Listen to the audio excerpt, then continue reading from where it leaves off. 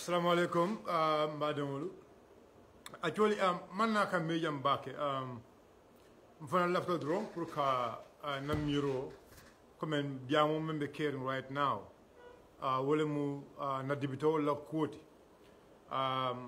Ndala miro to nda kundimo na joga kumata pour mfana yentako. Na ko nje nyaadile. Molbe wurla, molbe diamula, molko eko dalasi wulkeme ko sika kadi dibitola.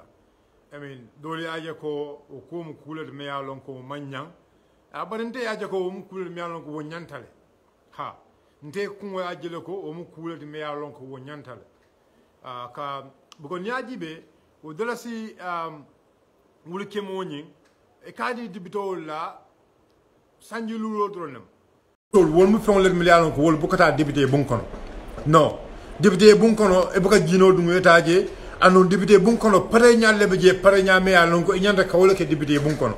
So basically pour ka wudrasi wulke men suka kali député wala pour ka foyo ko pour ye fonde da ye sirfano dum sirfano me alon ka be yuru wale o mo couleur me alon ko kumatale buko député wol kumata baake la mansa kunda kono because nyaaji be responsibility membe député bulu imagine député wala ka si ka foko million ka banko la nafulo dépense ñun ta ka ko ye sontale pour banko ñun nafulo nankam ta ka dépense gambien ko ñata ko dula en jibe bag dibitole o sembo soto kasi ka foko gambia laftale ka jago gambia ni ñilan sawo be dépense men kala abekela billion saba billion nani dibitole o be soto so sa no dibitole fon kita mode me ya lonko ate fon in person akeda mode me ya lonko ama fanno. What do we expect? What do we expect?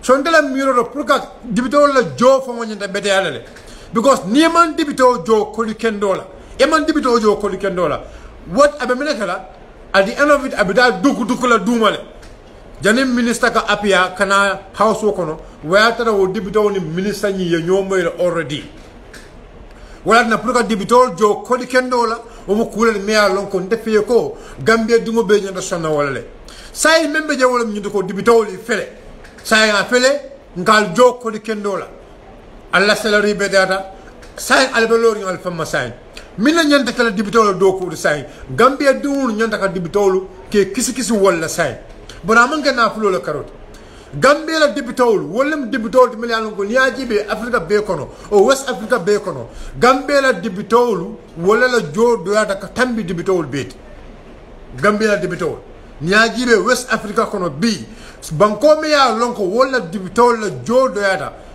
gambia la dibitol la jodo yata tammi west africa dula bet ni ngata même fana malla wala ya quota ya kisi anywhere gambia la dibitol la jo wala do yata tammi dula be la dibitol so ni ngata mbo kono sign gambian ko mbe si na ko mirade ni lefta mobile la kana sunyaro ke ni aje bi police kunda sunyaro be ke kangi because mine kada police sol ka jo men soto ila jo man fancy wala tane kalo silokam e ka fobe mol tapale yala ba ni ata police sol ka jo kendo soto comme dunia banko dula dol me yalla ko ke la police sol jo because ya lon la ko responsibility membe police sol bulu police sol responsibility police sol responsibility police la responsibility. So the purka that's a wulke me sega kadi dibitola o mo kulete me ya lonko ni ajibe karo kare o that's a wulke mo ya di la karo kala be koloko ila sidi pano la depanso ila sidi pano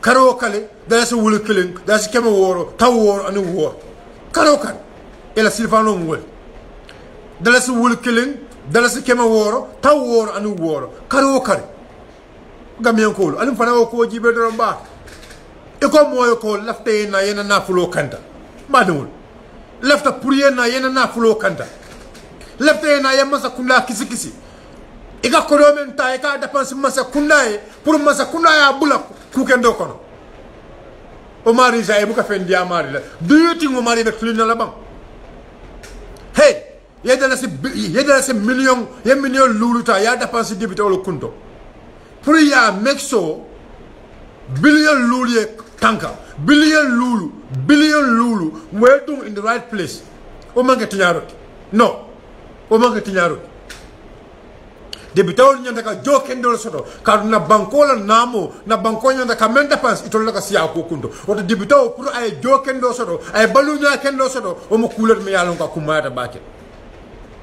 o mo kulati me yalon ko akumata bake ngo mbenyin corruption men be fokan yaaje bi police dolu be dugu kan masakuna dokula noma nyaaje police dolu ibuka hani ka modol arrest because they expect them to give them money because it may fun no all atina because ikejo na flow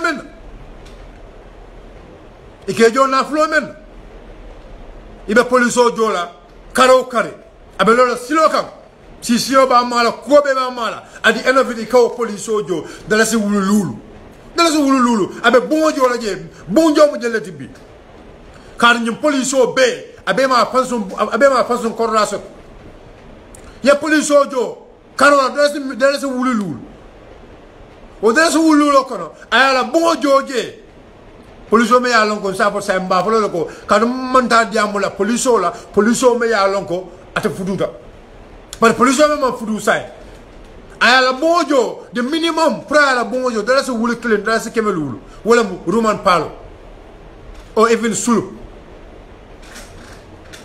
ay man bodo sanje abama e dala si wulu clean dala si kemelulu adura bulu jelu dala si wulu fula o dala si wulu fulo nyum kono ala domoro be wala mbadongo so nyanda men kala wala nyunti ko masakunda nyanda ka system wala reform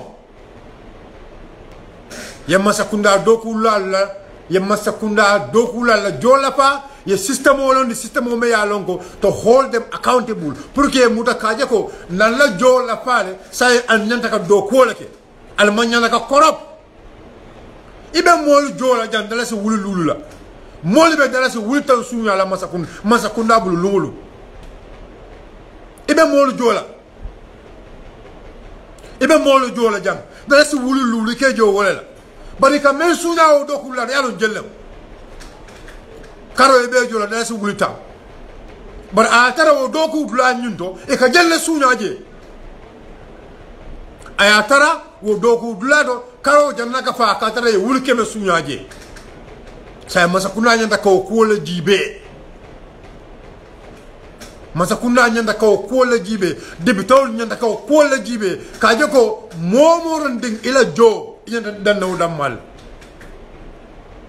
ka jo kendo provide ka jo kendo approve masakuna dokulale sunya ye corrupt ya anti corruption committee lo committee me ya longo abajira ko masakunda la namo masakunda la kodo enenda ga depense men kunta be depense le udam male kunto they should have good paid yende jolo joken dola la I am with them yenda ka debitol joken dola la pour kana corrupt if you don't pay them good salary believe in me wallahi every day ibida minister la bunkono minister la sokono every day the minister be in restaurant or prior duku how can they hold that minister accountable how can they call that minister ya nyilinka the relevant corruption banko be sularun call milla let's call a spade ali dibitol jo kodi kendola yenna million yenna billion tanka I am with them. Inyanta jola kodi kendola la, inyanta jola billion la. They need to be paid good amount of money. Yes. If you go into other part of the world, they give them cloth allowance. They give them traveling allowance. They give them sitting allowance. But ning atara saying molyo nyimbe provider le say mina nyanta kala dibitol la doko de say wala mu nyinto go say fele na fendi alla mbuka mendi dola ila doko ma mensi mfele mba dile la pour mun kama ila doko wala kumaya tan toliye ila doko wala ka banko tanka ila do ko la nyanda ka banko la namo tanka ila do ko la nyanda ka banko la nafulo tanka wala ya tinna mbejo la nyum kodi bala. This is what they need to understand.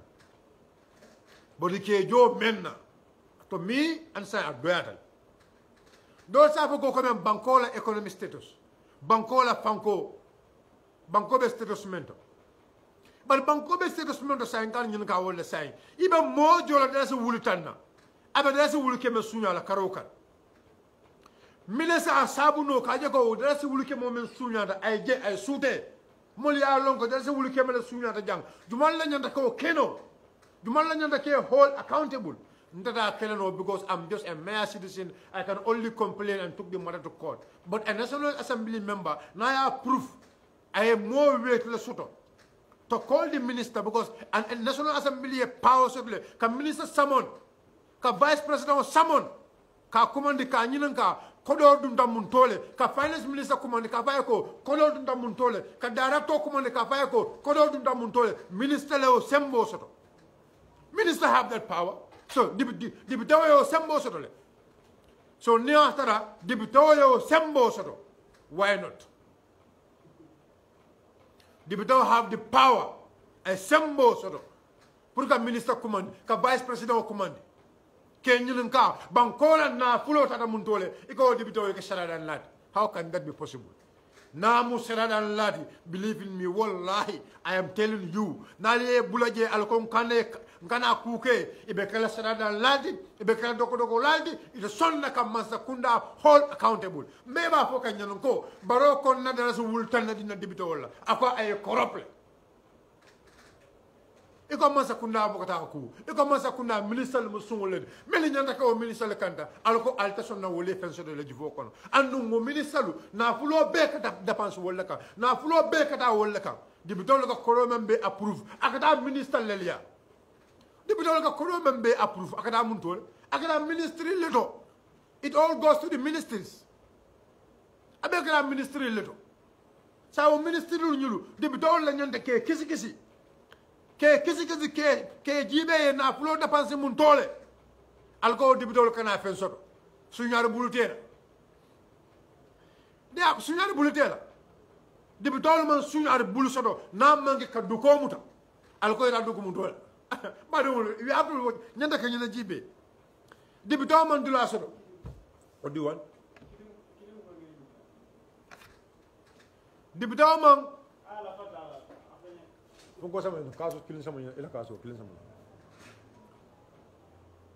So this is what is important here. So this is my view.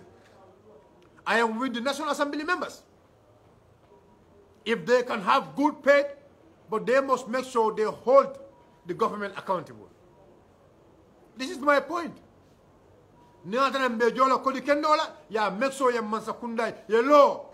Masakunda la moloka na fulo da pass damage ya law. Yes. Quantum yes.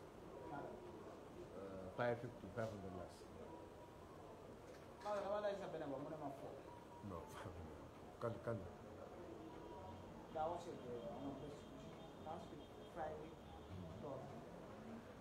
Yeah, I can help you, but it's not that. So this is very important. This is 100% very important. Guys, 1 minute, guys, please. 1 minute, just 1 minute.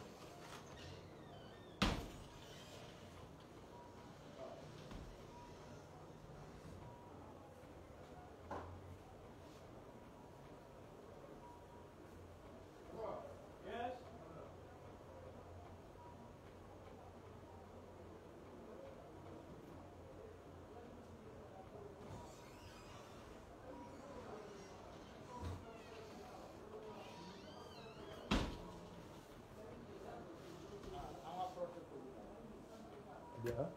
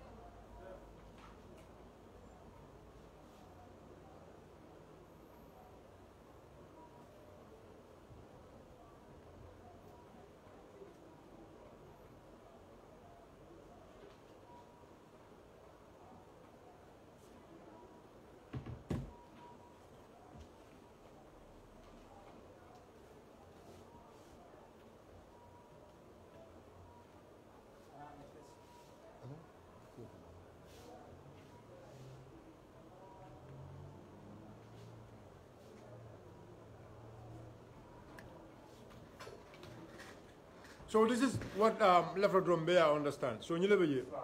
Nice. Good.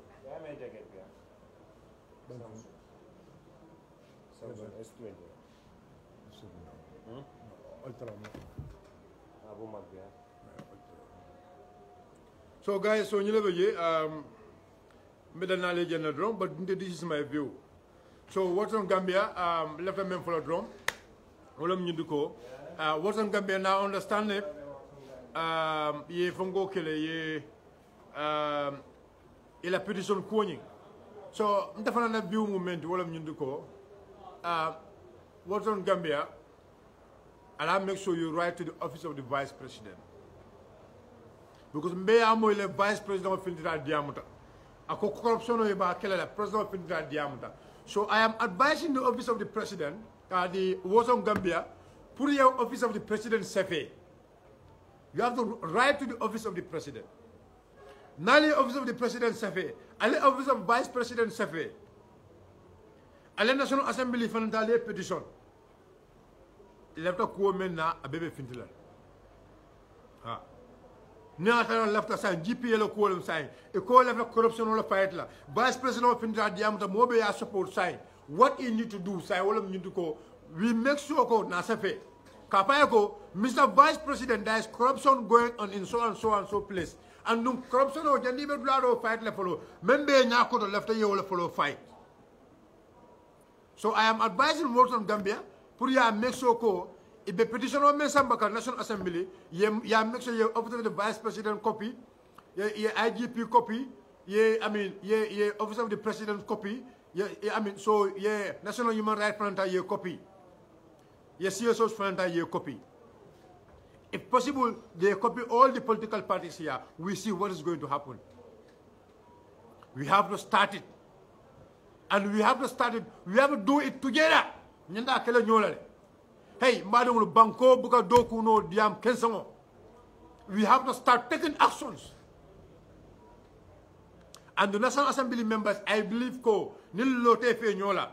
I know some of them they don't have the experience. Some of them they don't have the know-how. But I believe when we go closer to them, we guide them. We show them the ways and means how to do it. They will do it. I believe they will deliver.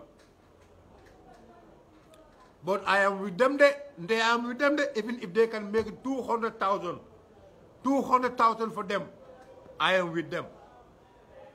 Yes. I am with them. Because the responsibility they are having. But I will only be with them also if they have to do the job. We need some laws to be repealed.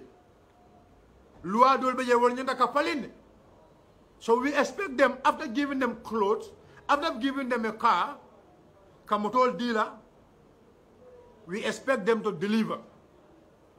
Can make sure corruption on member caring, they hold the government accountable. That is my point. There are a lot of corruption going on, and if we can give them 100,000 and they can be contented with the 100,000, do the job in the right way, wallahi summa wallahi, I am with them. I am with them. I am with them. Because compared to Nyajibe, other part of Africa, they are having the salary is the cheapest.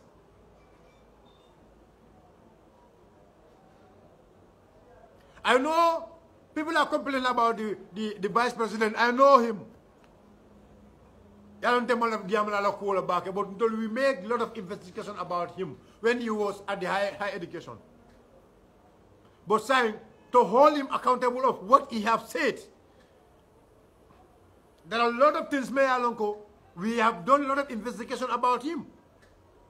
But what is more important here? We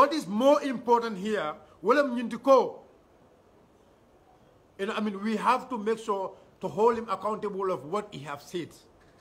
I meant for hold accountable of that.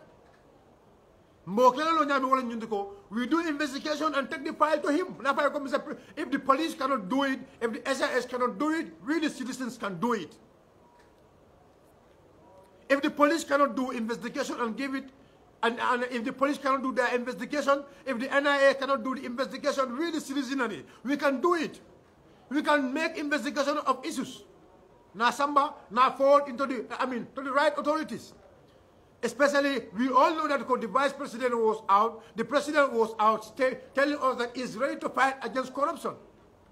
Whenever we are delivering these things, to hold them accountable, whether they are ready or not. When we are delivering our letters to the office of the president, for example, we go with media. Not in the world, we are submitting a letter about a corruption. We are submitting it to our president. We want the president and his team to act. We are having a letter about corruption or alleged corruption, remember, carrying some certain department. So we are forwarding this letter to the president or to the police or to the Human Rights Commission.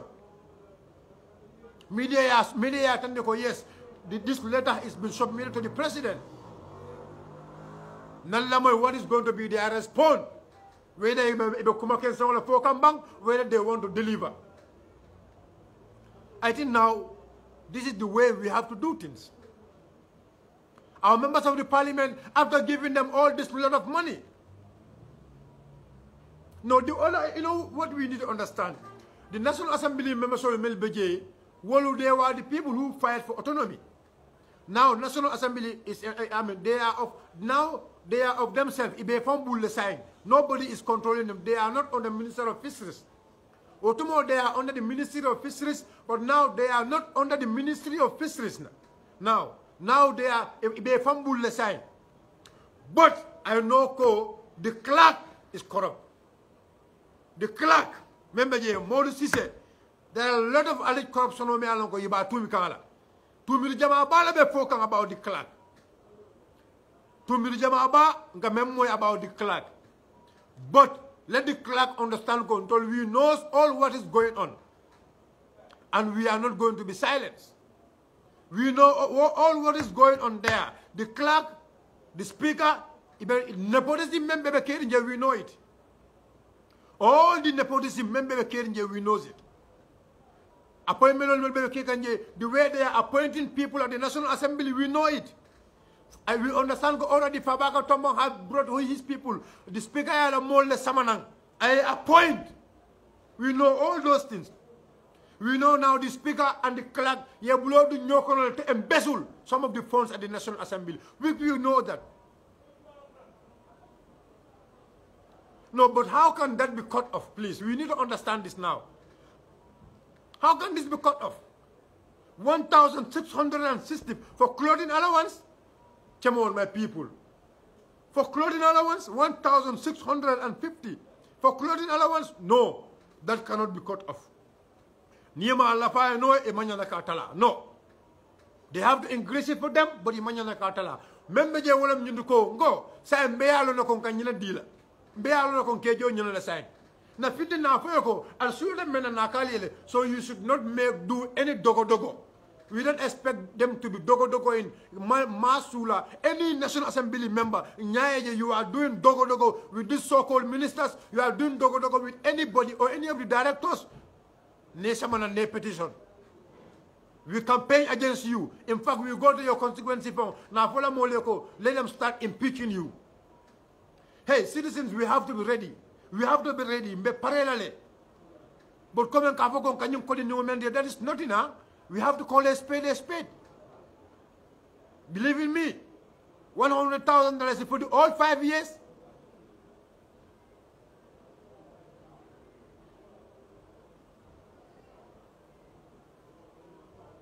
For the all 5 years?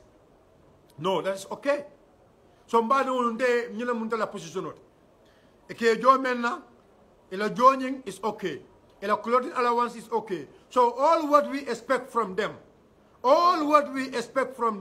William Nindiko, yeah, make sure. So you going? Yeah, make sure. Yes, good. Thank you. Honorable Kidim Judge, thank you very much. So all what we need from them, William Nindiko, let them do the right thing. To hold the government accountable, this is what we need from them. Nothing more. If they can do the job, whatever amount of money we are giving them, I think it's okay. This is my Nila Mundala point. So they are more than Majam Fota, Nina Memfo, Memusiloti. ala lon ko obut ala subhanahu wa ta'ala la bulu na même fo me ya lon ko amanke siloti o mo adama di ya na soloti but me bulala isu normale. We have made some investigation about the National Assembly ku jamal lebe kerinje ila motor nyulu how did they did the procurement inyanda ka motor mel sa ya procurement o ke nyamen. Yes. No, they should not allow the executives to corner them. You should not allow the executive to corner them. The moment they allow the executive to corner them, they will not do the job right way. So if we are giving them enough money, so we expect them to do the right thing. We expect them to do the right thing.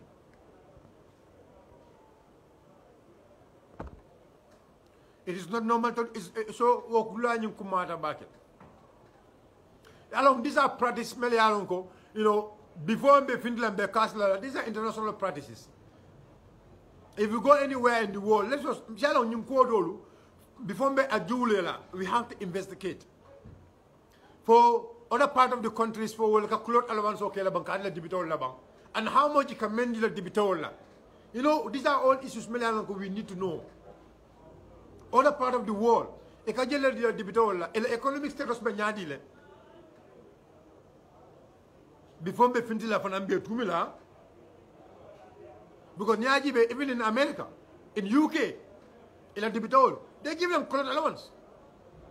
And those Obanko nyajibe wala development Senegal they give them clothing allowance. Nigeria, Guinea-Bissau. So giving them clothing allowance of that amount, I think that is okay.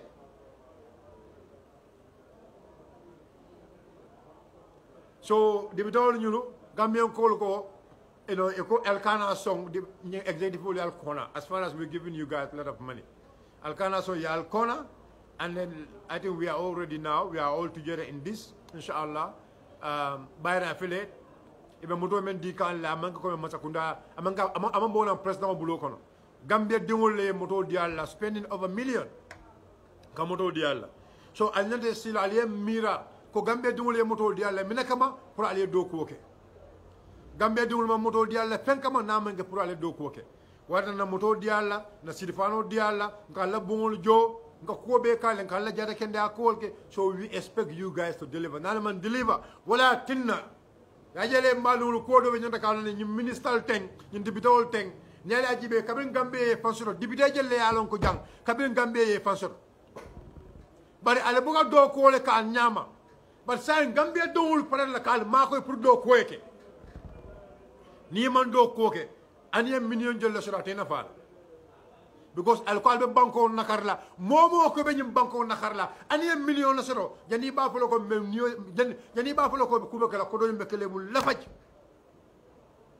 député Jamal tambita de député Jama baale tambita baro député wol bi anna ñoo ñilan ka wo député wol le wo député wol mi yalon ko be National Assembly ile wo APRC lo député Jawol ile Fabakar sanji jela wala ka député bu kon Fabakar ay Minnesota because Minnesota Gambian ko yal sinje menna al buka wala al ka sije mo kun kilo wala al ka sije mo kun kilo wala ban momo yalon ko lafte na flo e na fa il lafte la kodo e na fa il lafte la kodo ya do in the right thing.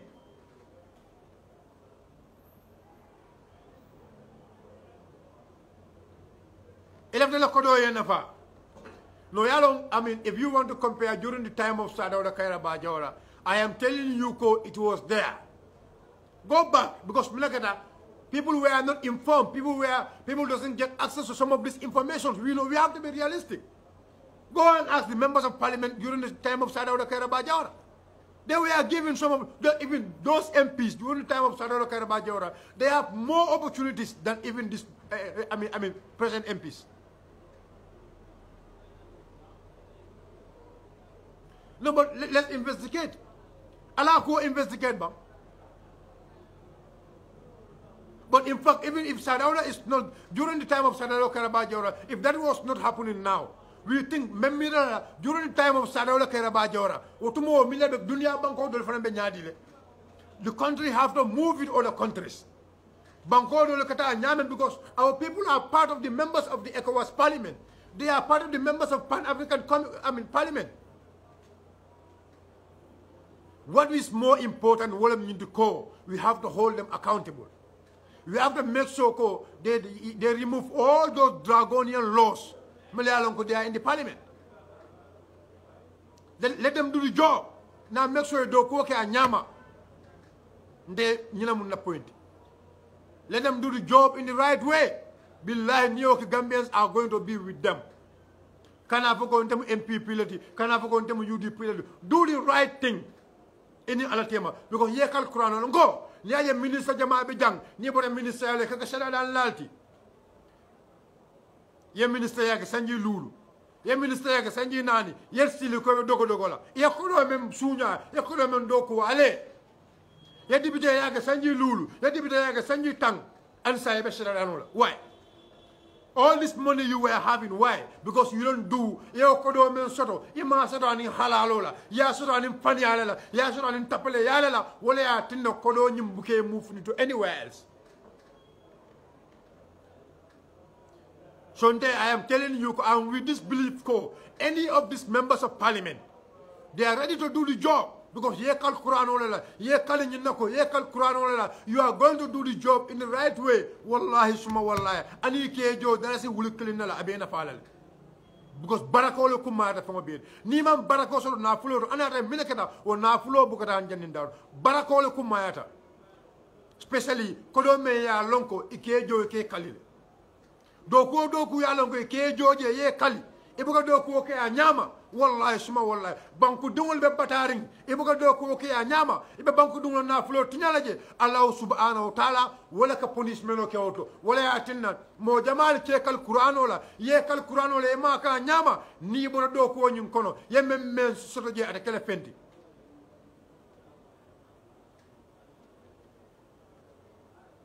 ye men be soto je ata kala fenti e ka kodo dile ka dile men ka manyanda ka dépense wala ika kodo men di alla pour alla tundolu ala kodo samba alla tundo moli al account o yele pour alla tundo molu ali o kodo dépense je ali committee law alla tundo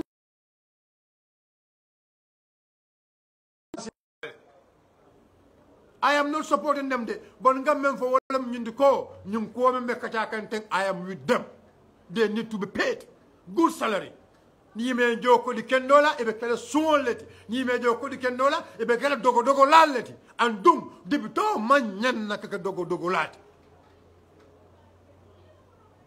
debito man nyanna ka dogo lati but debito fana nyanta ka whole accountable banku don le be parela ya je ko debito le do ko ke banku don le ba ye man do ko ke president on ala moli député nyanta ka do ko ke banku dole ka do banku dole wala sende député bongol kono. This is what we expect from the members of the parliament.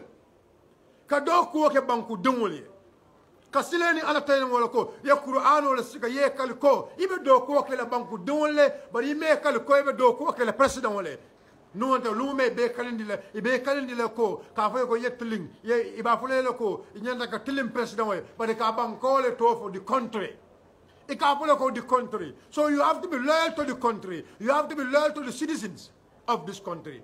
But it be banku don la na fulo sunyala, ibe kafala moma, ibe da maria be dukula, banku don la na fulo la, ya mene be barako la sotlo kono. An sanjitan lulu yo la ka dibide bun kono. Akodo te na fala abekala hand to mouth. Ni man la fa ka hand to mouth. Do the job. You have to make sure you run away from corruption. If you don't do the job in the right way, imando ko nyinke anyama ani million sota ko la te sambala dula alkanyum ko liba membe soto mobe tubabu du abe do ko kala halalo la abe men kala no tajibi do ta kala no way andu ka men soto karwa ka wole soto bogo men kala ala halal kodo nying ala halal kodo nying ala halal kodo me alonko aka do ko halalo la wala ya tinna ka na pa no jam. So we have to make sure na tilim banku dungole na make sure banku dungole and sindi menaje na okay. If we are doing what we supposed to do, whatever amount of money they give us, yes, we deserve it. Ndele nyina muna point. Ala baraka bake. Alma sudo kairo seala. Nyina muna miro tinak ma foko te même fo wala mu right do fana na miro mu doleti do fana na miro mu doleti. Barinte ole tonya ke jo wul ke mo menna I am telling you, I am contented with that. Ni wulke mo ni is for the entire 5 years. Pure sidipana kendol soto, pure tara dawdra ni nyama, ifanan saten no go, ifanan ebida nyolu mel kama, ya tara ifanan jankuru musa fute nyomuluma. I am 100% with them. Ko nyanda ka sidipana jankuru mul soto le, pure tara dawdra ni nyama. Iselo no je they can highly represent the Gambian people there. Binya jibe sidipano dabe ya nyamen, ya jibe karo kare, e ka jelle dila. There is wulkelin, there is kema woro, dan tawor anu woro. I am with them, and I will be with them on that. Allah baraka bage forward kote. Just na yadi kilomu. That's a wuliklin. That's a wuliklin. That's a kemelet. That's a wuliklin. That's a kem. Karal Jomanna badumul. Anna songwala. I am not promoting them, and I will not encourage them to do corruption. But after giving them this money, we expect them to do the right thing. We expect them to hold the government accountable. This is my ninamunda point. But they have to do the job right way. Allah baraka bage.